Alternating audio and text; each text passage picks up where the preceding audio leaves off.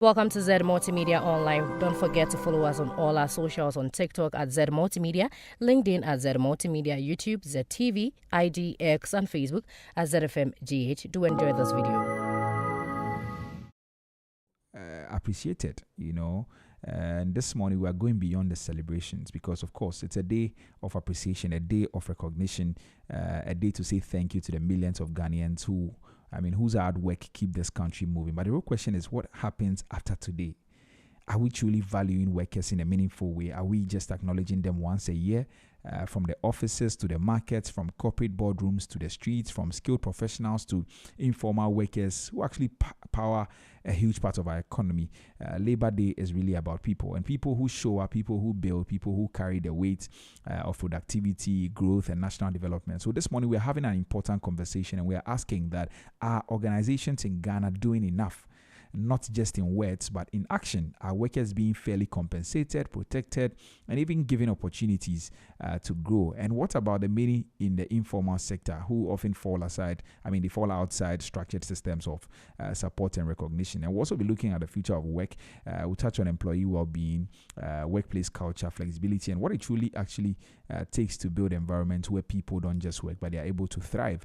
Now, at the heart of it all is one key question: how do we move beyond Labor Day rhetoric to build a culture that consistently values and empowers workers all year around? And to help us unpack this morning, I'm joined by someone who is very well positioned to help us have this conversation this morning. His name is Osei Alsafo. He's a human resource professional, and he joins us for this conversation.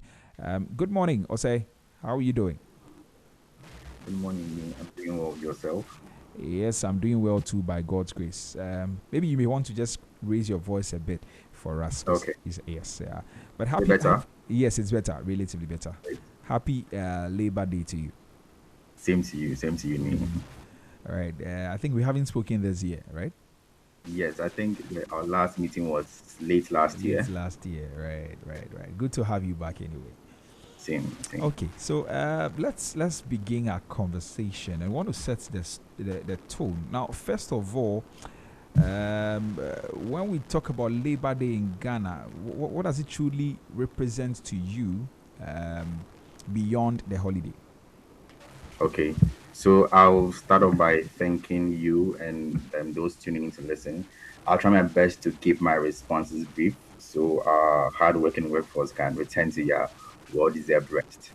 So, Labor Day. Let's go back to the history of it. Some years ago, I think it was 1886. This movement started up when people were actually protesting about, the conditions of work. There were times where people worked like 15-hour shifts, 14-hour shifts, and I think they had that discussion to try and bring it down to a more meaningful 8-hour work day. Yeah. So it started from there. So I think the whole idea of work day is for us to revisit the conditions of work currently, and for us to try and adjust to the times that we have now.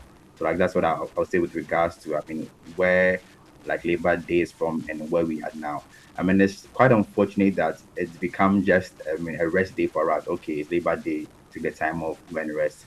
But I think if we could invest more into this day, trying to educate, why, there's a need for Labor Day, and maybe we can also put some education out there that, okay, so this is what we are doing now. How can we be better? I think that would really help, work. Around the Labor Day. I see. So it dates far back in the 1800s. Very interesting. Yes. But let's bring it to Ghana here. So from your perspective as an HR professional, do you think that organizations in Ghana genuinely value their workers, or it is largely symbolic? Well, I would say we are getting there. Let me just put it like that. We are getting there because there's mostly concerns on fairness, issues on support and development. There's some issue of safety as well. If we're talking about, I'm just saying this with regards to both the formal and informal sectors. But with regards to fairness, it's not always about the money, but then making making sure that there's fair compensation. Mm. There's, I mean, procedural fairness with regards to talent acquisition. I mean, all the steps that runs through the whole organization Mm. ecosystem. So, I mean, I would say we've done well because even with regards to fairness, I mean, let me even take salary out. Some years back, I know the pay salaries in the banking sector wasn't too great, but I mean, for the past three, 3 or to say 2 years, I can say that I mean there's been some improvement. So I mean there's more work to be done. There's more work to be done. So I just hope that we use these days to try and I mean reflect and let's say go try and review our processes, our Mm. culture, and see where the gaps are and try to close them. Mm. I see. So you're saying that we've come from far. We've done certain things. Maybe if you can, um, uh, take us back to where things were. You mentioned the banking sector. I don't know whether it's just in the banking sector that we made that progress, but if you can mention some other sectors of the economy that we've been able to make progress in terms of valuing our workers, I really appreciate. Okay, I mean I think the idea of the valuing actually started off. I mean, how I want to start but then heightened post COVID. I mean, we got to understand that wow, we really need our people, and I think with some organizations they also were able to realize that. I mean, I don't need my workers every day, so we were able to adapt to the shift system. I mean, introduced. I mean, it was there, but then I mean, it brought more light to remote I mean, workways, and also I would say that with the informal sector too. I mean, people have learned to appreciate. I mean, their staff more. And I think one of the issues with the informal sector is that they mostly have the issue of structure, and I mean, there are people's understanding. I mean, their rights with regards to like the labor laws and what that they are supposed to. I mean, like, they are entitled, I should say. Mm. So I would say aside the banking sector, I mean generally across board, I mean I would say the COVID-19 played a role to also I mean let us see the other I mean ways of work. And I mean aside that too, I mean the rise of emerging technologies like AI, which has also made I mean work I mean more efficient and Mm. as well as the need for change and to do things better. So I think is that if we're able to delegate some of these things to technology, we're able to focus on the core things that matter. That's like managing the people that really make our work scalable and more productive. Mm. I see. Now let's break it down. What does it actually mean for an organization to value its employees? What does it mean? Okay, value the employee. I think it starts by listening. I mean, we can't sit back and assume that oh, I think these people need a pay raise. I mean, they probably need a new furniture to sit on the new. I mean, I think like I mean we can't always sit back and assume for the people that work for us or let's say Mm. work with us. So it's good that we build a culture of listening. And I think one of the problems that we have in Ghana is that there's this culture of silence. People are scared to speak up, Mm. and it's mainly because of I mean the I mean the organization we find ourselves. I mean I think the leaders don't do enough by creating that psychological safety for people to voice out their needs, their concerns, and even their suggestions. Mm. That would really help the organization. So I think it starts by listening. If you're able to listen and create that that psychological safety that people are like my feedback would always would be considered. My my team leader is helpful, it's supportive. I mean all these things like help, because if we don't listen, I mean we didn't know what the problems are. Mm. And by listening, I mean I think the next step is to be supportive and also help develop our people. So I Mm. mean, if we tighten our, let's say, if we make our learning and development quite robust, it's really going to help. Because the thing is that we normally hire I mean prospects, people who have potentials for growth. So we need to invest in them. Okay. So I Right. mean, there's one thing I love to hear. Something Richard Branson said. He said that he takes care of his employees, or employees can take care of his customers. So it's always best we really I mean, put our employees like in that on that pedestal and make sure we give them all the investments they need to do like their work we want to be done. Wow, that's powerful. So listening, you mentioned two things: listening and also developing the people. Are there some other ones you may want to highlight? Well, I'll say the other ones, but they are mostly built on these two because without listening, I mean, we didn't know. Like, I mean, for example, if the support and development even comes from the listening.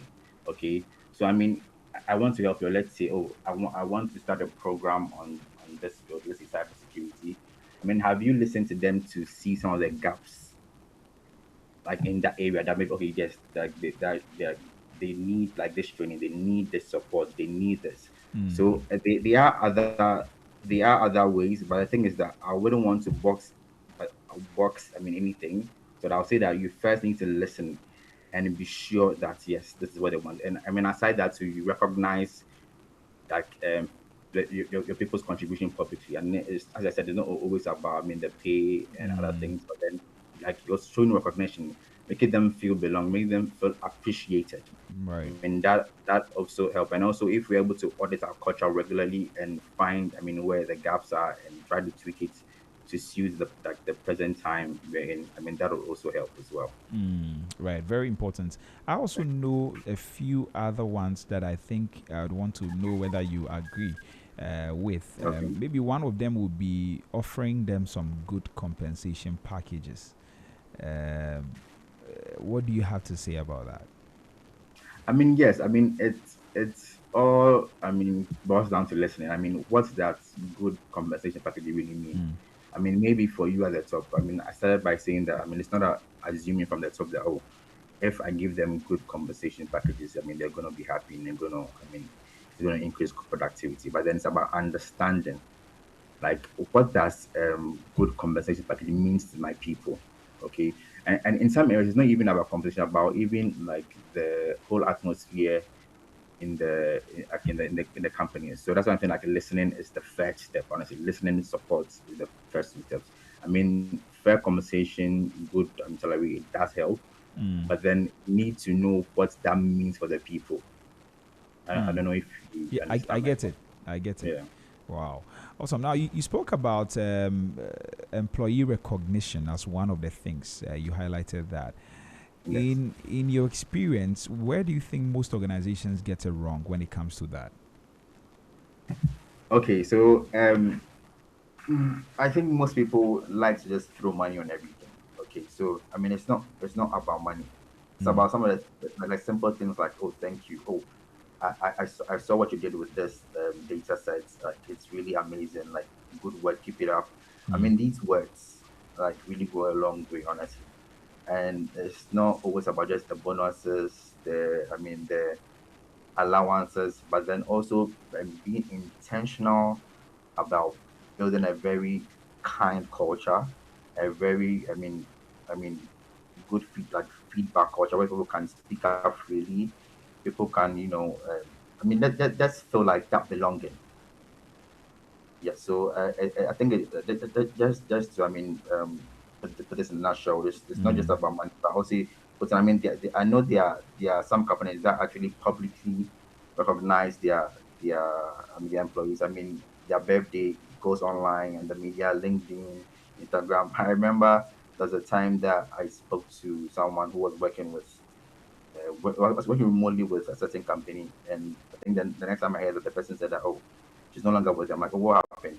I mean, he made a few. I mean, with a few concern, but the other thing she raised was the fact that even on my birthday, like they didn't even wish me. I'm like, so I was like, wow. Eesh. I mean, people like to, I mean, feel that oh, like Yeah. it are seen.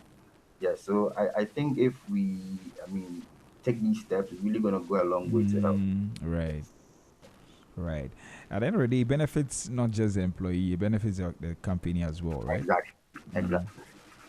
All right. Let's talk about the basics, and I take you back to the maybe the compensation, but you also spoke about the fair pay at the beginning and the working conditions. Do you think that generally Ghanaian workers are being treated fairly across board? Okay, across board, you mean by both formal or informal or Yes. treated fairly.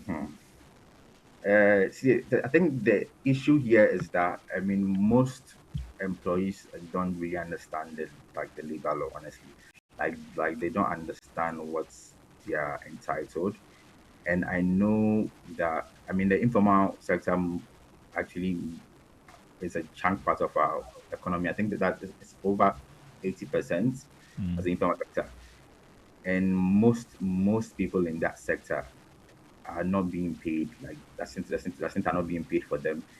I mean, their taxes are not being paid by their employers, which is a big problem, honestly. Because Mm. if we as a country we complain about like issues relating to money and we're unable to structure things enough to benefit the I mean the informal sector, that becomes a big problem because when at the end of the day, the informal sector cannot absorb these university, let's say high school and university like leaders.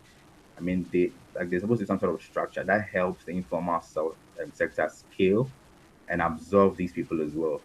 Because I mean, like I've worked with a number of, I mean, businesses in the informal sector, and most of them just need that support, that understanding, that training that can help them scale. And when they scale, I mean, once you scale, that means you need more, like, I mean, employees, and that really ends up helping like the country as a whole. Right. So yes, I think that's one thing I would also want to add.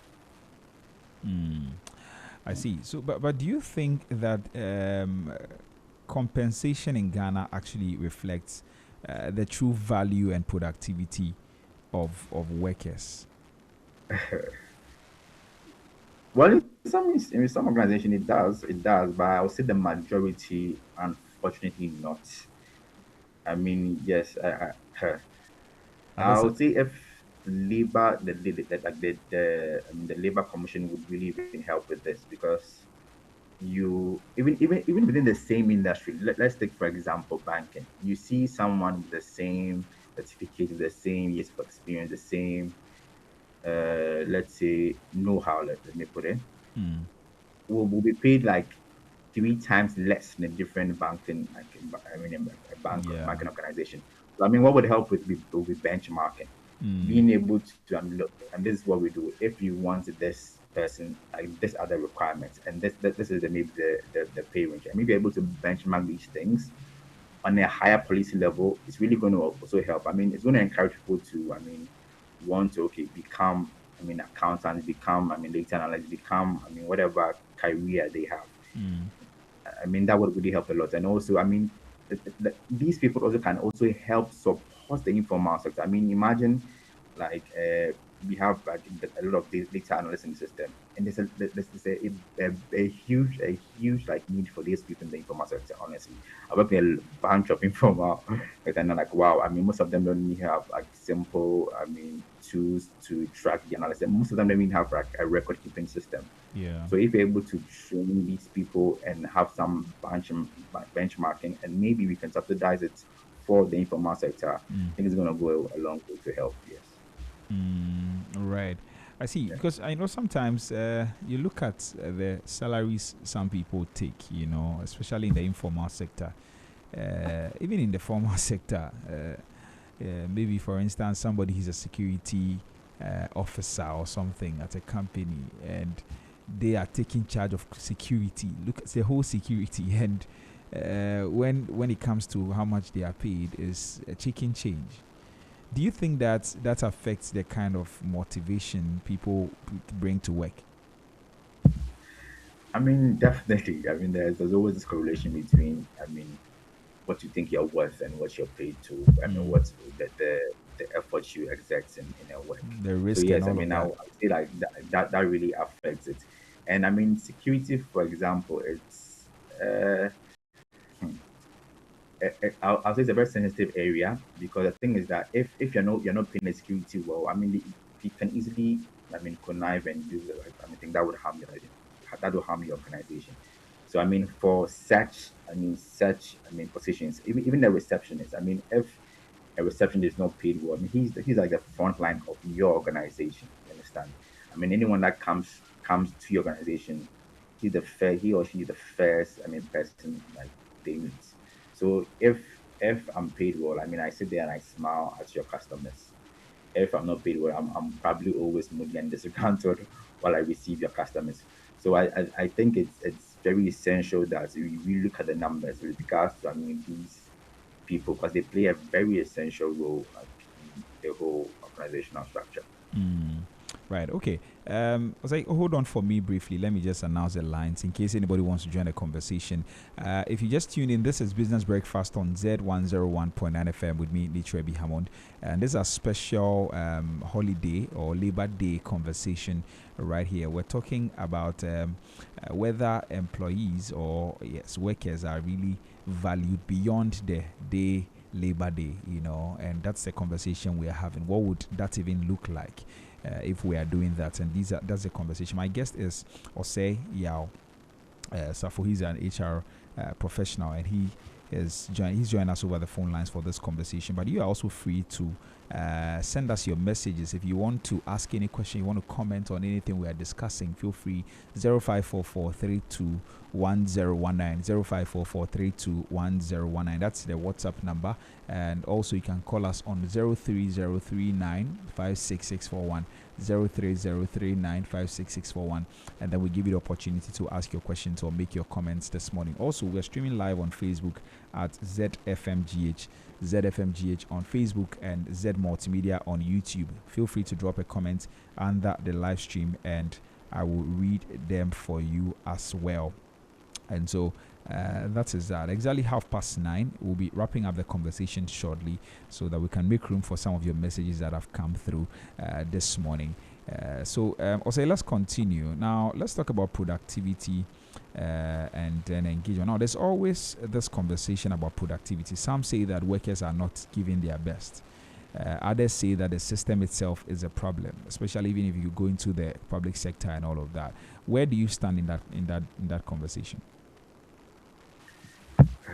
Honestly, I will say it's leadership. Honestly, like it's leadership, because the truth of the matter is that they start basically everything. Let's say, okay, while you're complaining about systems, you're complaining about people, and the leadership are in charge of, like, the people. From who gets in to who gets what, that's a leadership decision. Now systems, now to what is being used and what shouldn't be used, it's leadership. So I would say that leadership really has a very strong influence about this. So if leadership is able to get things right from the start, it helps to create a very good culture. Where things are might be more productive and effective. So I wouldn't say it's an issue of system, or let's say people, but I would say it's letting the leaders understand, like, their role they play in all this. Because for everything to work, the leadership should take ownership. So I would not say too much of a system problem, because honestly, right now, from where we've gotten to, I think we have, in this era that we have the best technologies. I know there are better technologies to come, but then as it stands now, we have enough technology to be able to do, like, good work. So if we're able to delegate, we're able to, position these systems to do the work, and we're able to focus on the core people aspect. We're managing the people and training them and helping them, supporting them. I think it's going to go a long way to help. So I would say leadership would have to step up and maybe do the needful, I should say. I see. Right. So would you say that productivity is actually driven by people-centered leadership, or maybe pay, or even pressure? Which one do you think drives productivity really? It is leadership that will drive productivity. All these other things you said after that, is it, did you say pay, said pay, and you mentioned pay and what? Pressure. Pressure. Yeah. Like Pressure is tied to, let's say, the culture of the organization. yeah. So all these things are sort of um, things that is being like that are overseen by leadership. So if the leadership is able to, create a very receptive and healthy work environment, there won't be pressure. Honestly, if I'm able to voice out, they've created that psychological, safety, that I'm able to voice out. Oh, like, let's say your line manager comes to you. Oh, I need this done by 4 p.m. today. You look at the work. I'm like, oh, say I think this is going to take 2 days or 3 days. I mean, to be able to do that, shouldn't we tell you that, oh, yes, sir, then goes back and begins your study work, then, like not even before 4, but then even the next day. But then if you're able to create that environment, people can voice out, okay, I see what you want, but then it's going to like for me to get a very good work done. It's going to take me about maybe 2 days or 72 hours to get this done. And I think one of the things that I've noticed in most Ghanaian like work settings is that we focus more on presence than work itself. So people are actually being paid because I mean they came to work from 9 to 5. But the thing is that what did they even do within that period? So I mean the measuring work should be more of a result of an output thing, but then I think it's seen more of the presence thing. Because I've worked with a lot of people remotely that has done more work than people that I've actually worked with like in person. Mm. So I think that about time we also, I mean, go from that culture of presence to results and outcome oriented. Yes. I see. Right. Okay. Let's talk about the culture. You talked about organizational culture. Now, how many of, or how much of employee performance is influenced by the organizational culture? Okay, so let me just start by trying to, let's say, give an overview of what performance Mm. um, review is. So, I mean, product management, I mean, starts from day one. When I say day one, it starts from when you send your CV to I mean, your prospective employer that okay, I don't want to work with you. Mm. Now it starts from the leadership side is that by you receiving the person. That start by I mean most people do it I mean bi-weekly and then monthly, but then it starts from day one. It starts from the day the person is connected with you through their CV. That's what it Mm. starts from. Right. So the person comes to an interview, oh, I like the fact that I mean, you introduce yourself in the body of the email, or maybe next time would like to see you, but then next time try and put something. I mean, most people send CVs without a body, with something maybe if you do that and you're listening, try and Yeah. change something. So like, it starts from there. So giving these kind of feedbacks, it creates a culture like, wow, these people want to help me, like Mm. they are on my side, okay. And I think like on the flip side too, it's for us to also understand how to receive feedback. I mean, Mm. most people see feedback as they being, I mean, scolded at.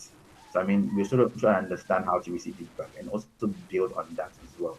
So I'll start from the fact that I mean, performance management starts from day one. It Okay. starts from when the person like puts in a word that oh, the thing is that maybe that person who has even put in the CV, you are not going to I mean employ the person as a leader. But then the thing Mm. is that person is a potential client of yours. You might think that oh this person I'll never need him again, but then he's going to see somewhere maybe your company will come up. Oh wow, yeah, I applied to them. Oh, like, I like the. I mean, I wasn't paid, but I like the way they addressed like the address. I like the way they gave me feedback Mm. on how I applied. I like the way they gave you reasons why I wasn't selected. I mean, these all go a long way to promote or advertise your brand or your Right. company. Word of So mouth. I yeah, that is where we started. So I mean, but imagine that the number of people looking at the unemployment rate in Ghana here. If if you put a post out there that you need, let's say, let's say an HR practitioner, you need maybe an accountant. There's gonna be a lot of people that will apply. All these people are potential customers as well. Maybe not Mm. now, but then in the future they are.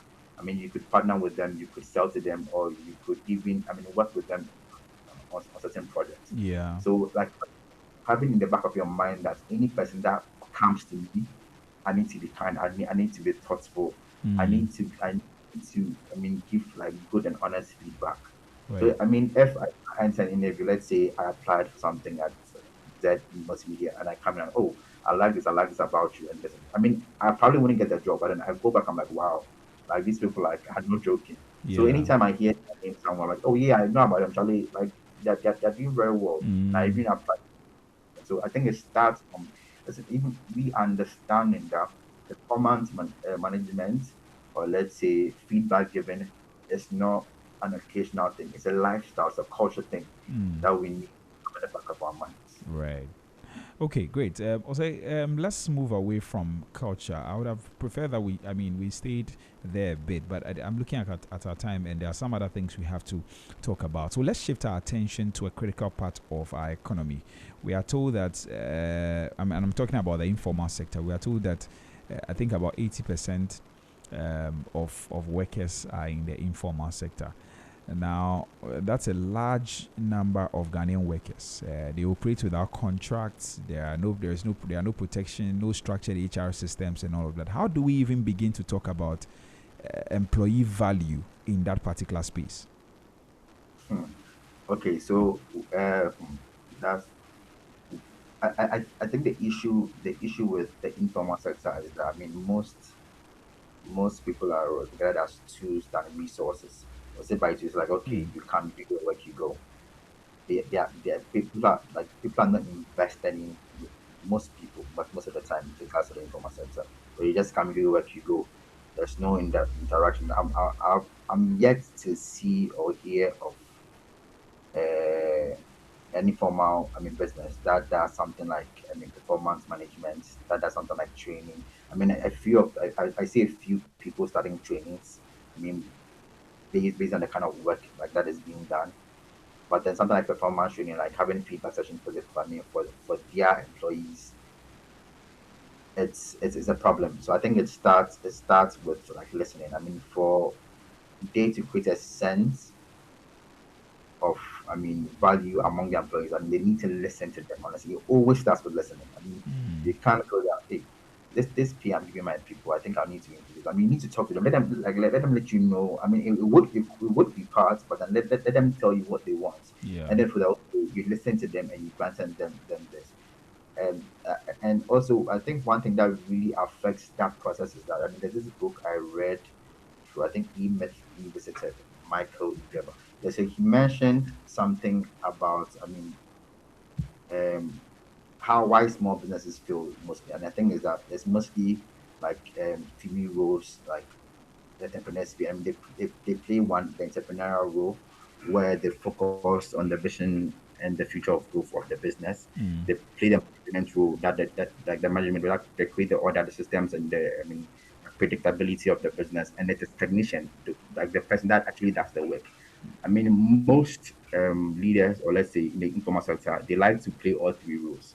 So they are juggling between, I mean, let's say if the person that has a salon, he's the same person braiding, he's the one also trying to key in things, and also Yeah. maybe um, get the guest right. He's also the one also trying to look at scaling the business to a different level. Mm. Now, if people are able to understand and delegate some of these things, it gives room for you to think about how best can I work with my people, and how Mm. best can I maybe enforce them to do like certain tasks. Yeah. So I think stand from that. And the fact is that, I mean, one thing I learned in that book was that you should always, as a leader, you need to work on your business, not work in the business. And when you work in it, I mean, your attention span is focused on doing the day-to-day task, but then there's also a bigger vision ahead of you. So you need to work on it Mm. by seeing, I mean, where you want to go in the next 2 or 3 years, how you want to expand. I mean, the different branches you probably want to open. So having that mindset of working on your business also helps you to value the people you want to move with. Yes. So that is what I Mm. want. That's what you want to say to that, right? Yeah. Okay.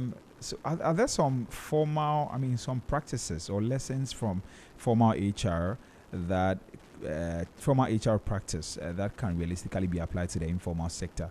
If you can mention a few of them, so that if anybody is listening to us and they're in the informal sector, they may want to pick a few things to start applying to their sector. Okay. So I think that I can't say this now, but then it always starts by listening. So that's always the first step. I mean, Mm. one that has helped this, I mean, big businesses, or let's say large corporations, by listening to their stuff. I mean, they do, I mean, they run surveys to listen. They also do town hall meetings to listen to their staff and what they want. I mean, it always starts from there, honestly, because you can't be there at the top of your head thinking that, oh, let me do this for them, they'll be happy, let me do that for them. I mean, that would be one of them. I mean, uh, breaking it down, things like leave management, I really hope, I mean, from for some of the informal players that we worked with, most of them don't have a leave structure. I mean, if maybe they can maybe find a way to design some sort of leave structure for their team, it's really going to help not only them but also the business as well. Because I mean, if your workers always come into work exhausted, it's going to affect productivity definitely. So if there's some sort of leave structure, it's always going to help. And also, I would say, I mean, performance management that is more in the form, I mean, formal sector, but they're not really in the informal sector. I mean, sit with them. I mean, it should be a 360 thing, a 360 like performance appraisal. You tell your, I mean, employee, I mean, what you've seen, what you've noticed over the years. I mean, with I mean relevant KPIs. So you communicate that to them, and they'll also in turn tell you, I mean, what maybe you can help them improve on, or maybe you can also improve on. So I mean, those things would also help. And I'll say lead management, the performance appraisal systems. I mean, just to mention a few. I mean, these two, if let's say they are encouraged in the informal sector, will really help a lot. Right. But as I said, it starts by listening. Honestly, it starts by listening. Yeah. Okay. Ozai, thank you very much for your time this morning. Maybe finally, if I mean, I want you to speak to organizations on one hand and also employees on the other hand. How can organizations actually value their employees beyond Labor Day from today till maybe the next time we have another conversation on such a topic? What are some of the things that you wish would have changed? And also on the part of employee, what can they do so that they are valued? Okay, so let me speak to I mean the leadership first. So I think there should be understanding that workers are not tools to be optimized. Okay, and they are actually human beings that need to be valued. I mean, if you have that understanding, it's going to go a long way to help. So if you understand that my workers are not tools, they are human beings. I mean, just like you, the leader, having blood running through you and all, like flesh and blood and all that. They're also the same. They are also human. Like they need to be valued. They need to be valued, and they would actually that would also encourage them to do more, maybe even beyond their expectation. And because I mean Ghana's economy was not built by policy like documents. It was built by hands. It was built by the mind and sacrifice and sweats of like these people. So we need to value them. On the other side, with regards to let's say employees, I mean, I would say that they should, I mean, just do their best. I would say you do their best to, I mean, voice out like when they need to.